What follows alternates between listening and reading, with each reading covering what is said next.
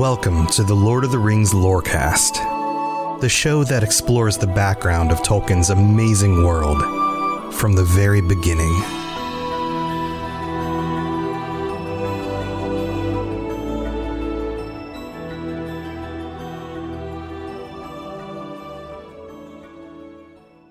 Hey everybody, welcome back to the show. Usually I don't start out like this with a direct talking to you kind of thing. I guess I'm always talking to you, but I do it, with sound effects and building up interest in whatever the topic is this week. But this time I wanted to address something that I thought was really cool. In the spirit of continually learning and correcting my mistakes and things like that, there has been some confusion about the direction of the sun and the moon across the sky.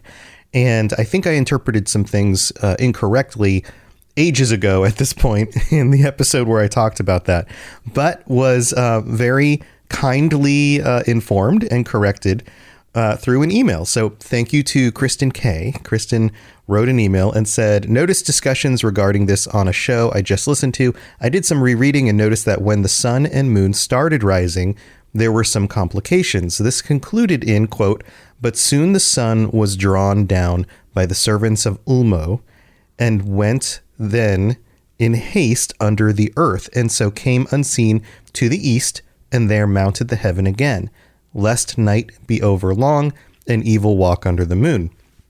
Then a few sentences later, Varda commanded the moon to journey in like manner, passing under earth to arise in the east, but only after the sun had descended from heaven. So this passage here, if you actually put all the pieces together, means that the sun and the moon move the same direction that they do on earth. It rises, they both rise in the east and they set in the west. And the confusion comes around the passage of, it's the same passage that Gandalf talks to Pippin in the movies about, the under a swift sunrise, that whole, like, over in the east under a swift sunrise, that quote. And that doesn't necessarily mean that the sunrise is coming from the east. It just means when you are over in the east, during that moment, there happened to be a swift sunrise. So just wanted to clear all of that up. Just wanted to put all that out there. I am absolutely not flawless in my interpretations or representations of things. And so thank you very much, Kristen, for pointing this out and helping to clarify so that myself and everybody else who listens to the show can have a more accurate understanding of Tolkien's works. So just wanted to put that at the beginning. Let's move on with the rest of the show because we're down to like the last 2 episodes of Turin's story based on the Silmarillion. So let's move on with that.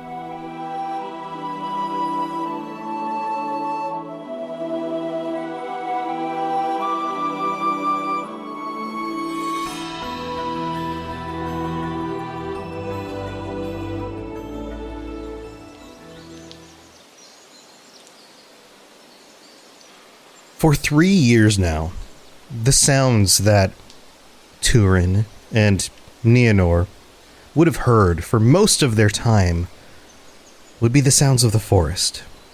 They've now spent 3 years since the sack of Nargothrond in the woods, hiding away. Remember, Turin proposes to who he calls Niniel, asks her for marriage. After 3 years, she's learned language, she's started to re-understand the world around her. And Turin, during this time, has gone by the name Turambar. He has been her anchor in this world, her protector, her place of security. Can you just imagine what it would be like to be stripped away from all of your memories, to be like a newborn again, but in a grown body, and yet have this strange sense that this man is home, is the only sense of anything that makes you feel safe. And in that time, you have that confusion, the confusion that leads to brother and sister married. Also, In those 3 years, there is no word of Glaurung. They don't know what has happened in the outside world at all. They've been in the forest of Brethil, hiding away, and Turin himself has agreed not to wage war, not to go out and fight against the forces of darkness. And so in that time, they get married. They have a great feast. And then we finally have a glimpse of what may have been going on in the outside world. Glaurung sends his orcs against Brethil. He moves them north. This is the first time that you see orcs marching north, because his realm is now Nargothrond. It is like a fortress at this point. And he knows that there are groups of humans living in the woods, still surviving. And he's not going to mount forces directly against Thingol's people trying to get through Doriath. So he marches his orcs through Brethil. And during this time, Turin maintains his promise. He stays at home, and he does not go with the men to fight the orcs. He promised Niniel that he would not. And the men of the woods who face the orcs are routed. They are destroyed. And Dorlus comes back. Remember Dorlus? He's one of the men of the woods of Brethil. And basically berates him. Why weren't you there with us? We needed you. Why wouldn't you aid the people who you have now taken to be your own in a time of need? And it's in that moment that Turin realizes that he cannot sit idle. He has to protect his home.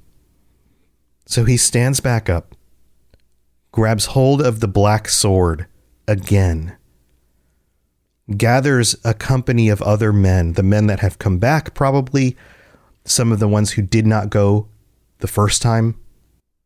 And with the black sword, he routs the orcs, utterly defeats them. But word gets back to Glaurung that the black sword is now in Brethil. And Glaurung is not an idiot. Glaurung is smart. We've already seen that. And wise. It's ways beyond things that he should be able to know. He can somehow suss out of the minds around him. And he puts together the details. And he ponders on this. And we are told that he devises a new evil. And then we're given some more information. Something that in most cases would have been a moment of good, of happiness. Nienor, conceives. She becomes with child. And Tolkien doesn't go into the details of this because he knows that his readers know what this means. Brother and sister married, brother and sister conceived. There's a darkness around this. And then in the sentence following it, in fact, here, I'll just read it. It says, in the spring of the year after Niniel conceived, next part of the sentence, and she became wan and sad. There was a darkness even around her own. She didn't necessarily know why. The knowledge of the pregnancy made her sad. And at the same time, there came to Ethel Brandir the first rumors that Glaurung had issued from Nargothrond. So in the midst of all of this, we have what should be a happy new mother. In most contexts in these kinds of stories, people marry, they bear children, they're happy to have children, they're proud to be parents. In this case, she isn't. And it doesn't explain why, which leads me to believe that deep down in her being, she knows there's something wrong with that. And then we get word that Glaurung has left Nargothrond. And in the midst of all of this, throughout the time that Turin has been with these people, there in this passage and in some of the passages around this talk about Brandir, the leader of the group, and Turin, and how Turin and Brandir have been at odds. Last episode, we talked about how Brandir had feelings for Nienor, and yet she did not return them. And here we have a situation just previously where Turin leads the people against the orcs and saves the people from the orcs. It's another one of those situations we saw in Nargothrond where Turin, just being himself, rises to a level of esteem among the people. The people learn to flock to him in times of need. They see him as a leader. And this is, in a way, threatening to Brandir's position. And amidst all of this, word comes that Glaurung has left Nargothrond. So Turin sends out scouts in order to try to see what's going on. And we're told that they follow his instructions instead of Brandir's, because at this point, he's kind of the one in charge. It's happened again. And then we're told this: as it drew near to summer, Glaurung came to the borders of Brethil and lay near the west shores of Teglin. And then there was great fear among the woodfolk, for it was now plain that the great worm would assail them and ravage their land and not pass by returning to Angband as they had hoped. The scouts report that this giant worm, lizard, dragon thing has been sighted, and it gets closer and closer because he's huge. He's a gigantic beast. They see him from a far distance, and he approaches the river that borders the forest, and they're hoping that he will turn more northward and that he's just returning to Angband. But no, he's deciding to go to Brethil himself. And the people are panicked. They know that they can't take on a giant dragon, this giant beast which took Nargothrond. Remember? Imagine being in the position of these people. They watched one of the greatest kingdoms of the elves sacked in a day by this dragon and its forces. What would the woodsmen of Brethil have in any hope against something like this? So they ask Turin for advice. And he says, you do not want to go against Glaurung in force. Basically, you do not want to take up arms and send an army against this creature. You will not survive. And he says specifically, for only by cunning and good fortune could they defeat him. That was his advice. The only way that we can take this creature on is by outsmarting it and through good fortune.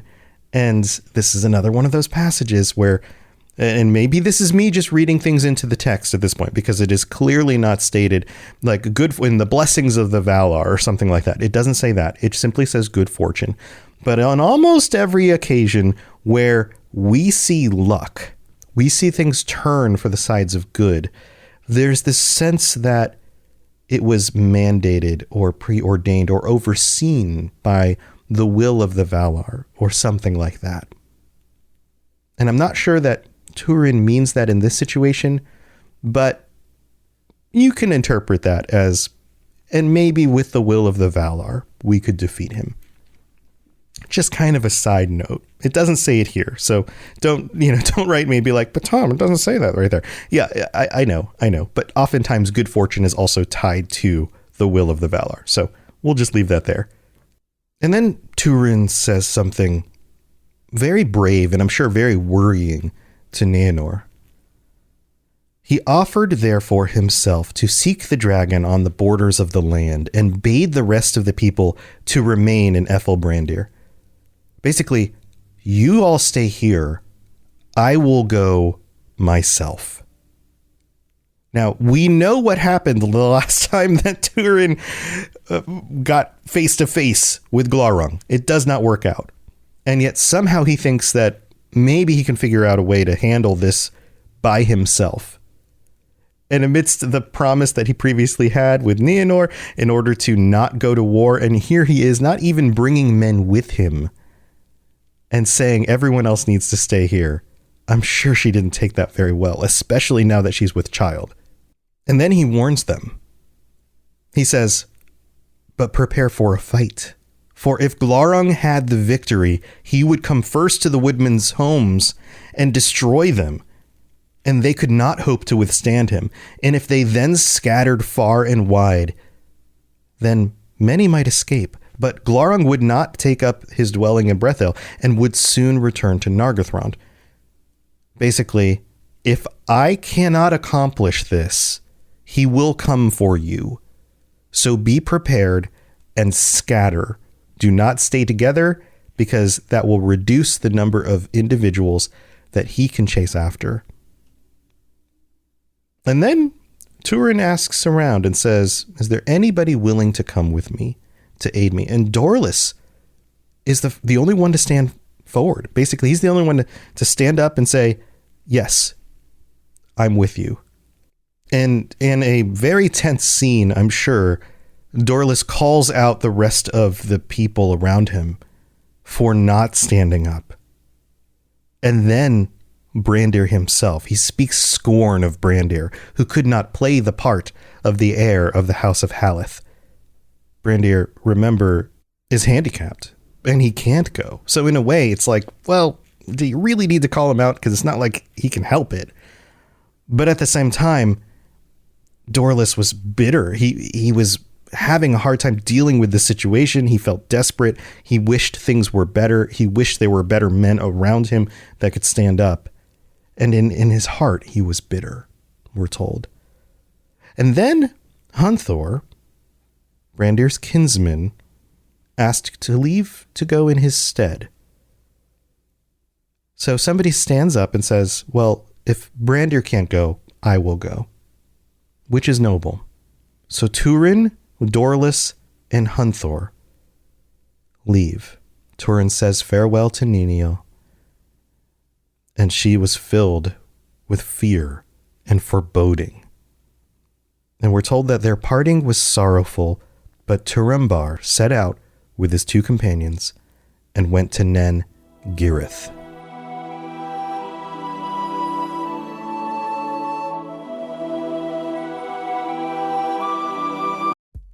It's time for that spring reset. I'm taking a look at everything in my closet and figuring out that, oh no, this absolutely needs to go. And it's about time I replace things so that my clothes aren't older than my 15-year-old. Now you might think that they lasted that long because they were well made, but no, they're in terrible condition. Unlike the new jeans I just got from Quince. Jeans have always been my personal go-to because you can kind of wear them for lots of different things, but maybe they're not your thing. Maybe you're looking for, 100% European linen with insanely soft flow knit activewear fabric. It's definitely getting warmer, and their flow knit activewear is moisture wicking, anti-odor, and soft enough that you'll actually want to wear it every day. So pick out what you want. You can't go wrong because they have prices 50 to 60% less than similar brands. And like I said before, they are high quality. I continue to wear their clothes all the time, and I know that these new jeans are going to last me a lot better than the other things in my wardrobe. And on top of it, they look great. They're so comfortable. And I spent just as much on the jeans that I am now cleaning out of my wardrobe. So if you're looking for something better, just all around better, go check out Quince. So go do it right now. Refresh your wardrobe with Quince. Go to quince.com/ringslore for free shipping and 365-day returns.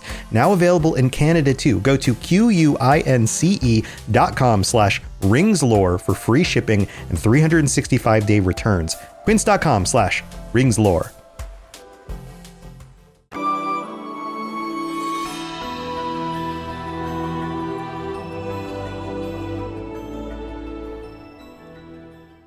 All right, welcome to the middle of the show. Thank you, everybody, for your support and for your love. And we've got some new patrons to shout out this week. We've got Dusty R, Sweetie Tweety, that's a good name, Levi of the West, Adam H, I got to scroll up, Brandon P, Katrina H, and Connor P. Thank you so much for signing up on the Patreon. I hope you are enjoying your ad-free episodes, or if you're at tier 2 or tier 3, your bonus episodes. This week we will be delving back into Tolkien's interview series, the 1964 interview that we've been going through. We're getting close to the end of it, and I just love hearing his voice and listening to that. So if you want to get in on that and you aren't already, then patreon.com/LOTR Lorecast is the place to do that.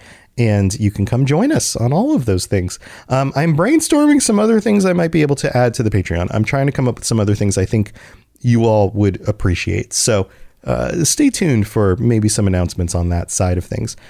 Also, I need to shout out our VIP patrons. That includes, words are hard, guys. Bo, Brad S, Brandy D, Chewbacca, David M, Esoteric Rage, Jesse P, Capenna 009, Larry, Obi-Wan Kenobi, Patrick W, Sam B, Shannon L, Tyler M, and Wes P. Thank you to all of you and all. We're at 185 patrons. Wow. Thank you to everybody.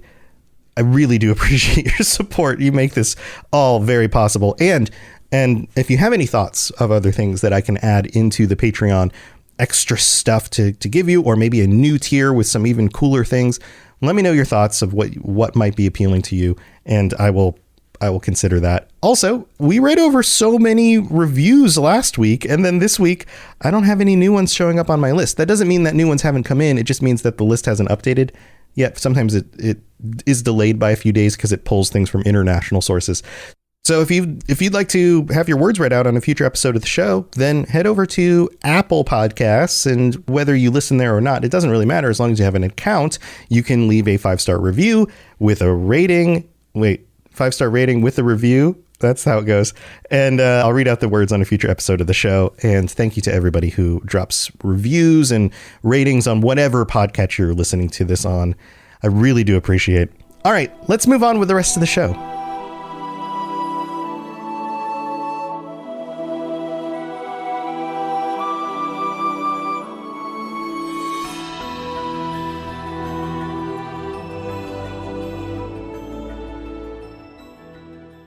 So Turin and his two companions set off in order to try to figure out how to handle this dragon.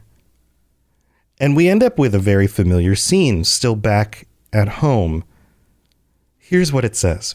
Then Niniel, being unable to endure her fear and unwilling to wait in the Ethel tidings of Turambar's fortune, sent forth after him. We've seen this before. Remember when Niniel is in Doriath and Morwen leaves and she chases after? Same kind of thing. There's that she would rather be facing the danger with the people she loves than awaiting word. And I feel like this is the same kind of feature you see in Turin himself. But she isn't trained in war the way Turin is, and now she's with child. So this is even more dangerous. And so a company of people decide to go with her because she's not going to take no for an answer. So again, she leaves and heads out. Now, another point of note here, notice that we still haven't heard anything about Morwen, their mother. There's no information at all yet about where she ended up. So of course, Niniel decides to leave, and Brandir, who cares deeply for her, even though she's somebody else's wife at this point, is filled with dread and tries to talk her out of it. And then we get this passage. Therefore, he renounced his lordship and all love for the people that had scorned him. And having not left but his love for Niniel, he girt himself with a sword and went after her. But being lame, he fell far behind. He could not keep up with the party, but yet he still sought out behind her. And then the scene transitions back to Turin and his group.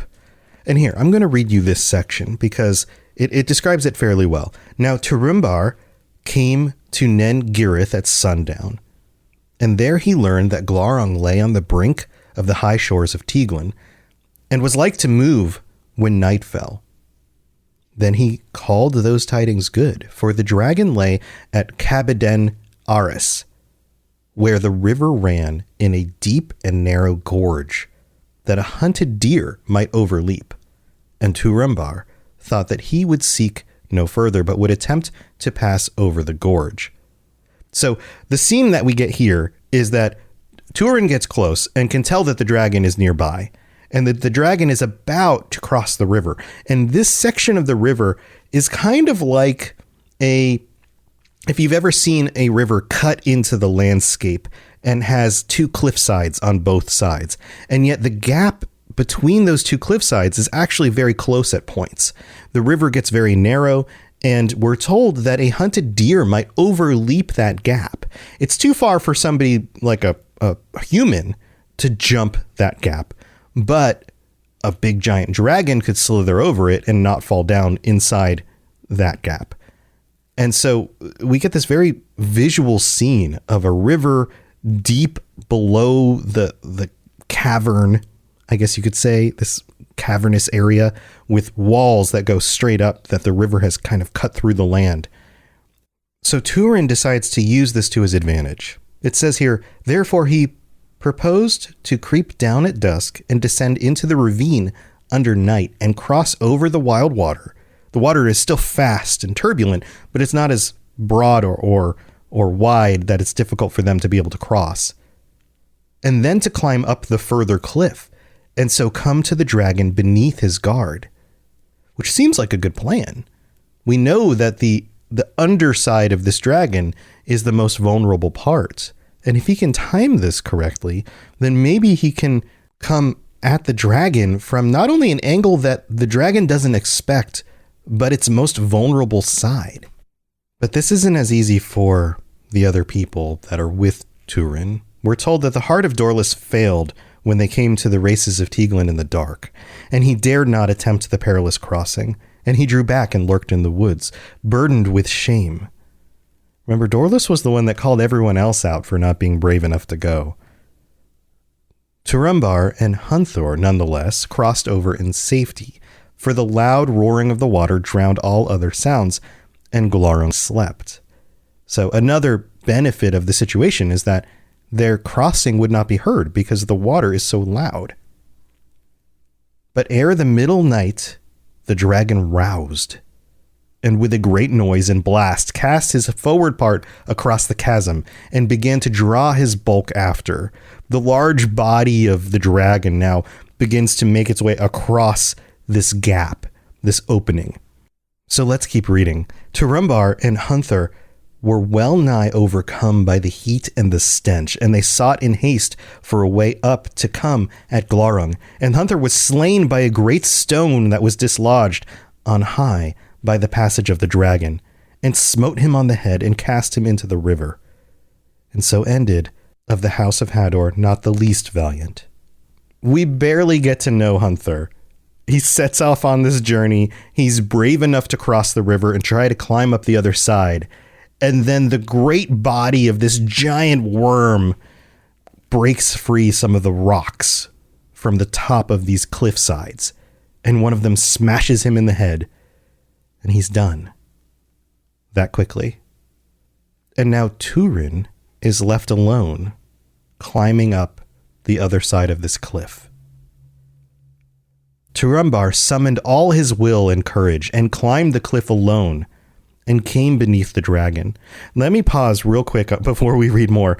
Just imagine, he's remembering in this moment the last time he confronted Glaurung and what happened and the terrible things and the manipulation and the prodding of his mind and the eyes pinning him in his spot where he could not move. And yet he is brave enough in this moment to climb a cliff underneath the stench and the heat of this monster in order to confront it once more. The next passage says, "Then he drew Gurthang, the black blade, and with all his might of his arm and of his hate, he thrust it into the soft belly of the worm, even up to the hilt." Turin finds his moment. He's climbing up the cliff, the belly of the dragon above him, and it's got to be gigantic at this point. It's like a roof above him. And we know Gurthang, the black blade. We know its hunger. We know how sharp it is. It has been reforged. I don't know if reforged is the right way to say it, but it has been cleaned up, sharpened, and has killed numerous orcs. And this blade that the enemy fears is now in the hand of Turin, who thrusts it upward into the belly of the dragon. And as you can imagine, Glaurung didn't like this very much. Here's what it says. He screamed, and in his dreadful throe, he heaved up his bulk and hurled himself across the chasm, and there lay lashing and coiling in his agony. And he set all in a blaze about him and beat all to ruin, until at his last his fires died, and he lay still. We also know that in this moment, as the dragon's body twisted and turned and he coiled up, it pulled the sword out of Turin's hand, which makes sense. I mean, think about it. If Turin had been able to continue holding on to that blade, he would have been flung into the air probably as this gigantic monster turned over. But he didn't. He let it go. And after this cacophony of agony and fire, Turin finishes climbing up, and he approaches his enemy. Here's what the passage says. Turambar therefore crossed the water once more, desiring to recover his sword and to look upon his foe. And he found him stretched at his length, and rolled upon one side, and the hilts of Girthang stood in his belly. Then Turambar seized the hilts and set his foot upon the belly, and cried in mockery of the dragon and his words at Nargothrond. Hail, worm of Morgoth!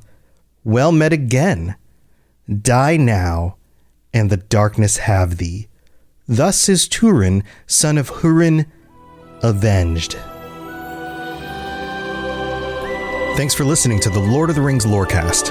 If you'd like to learn more about other fantasy worlds, check out my other podcasts, The Elder Scrolls Lorecast, The Witcher Lorecast, and more at robotsradio.net. If you'd like to reach out, I'd love to hear from you.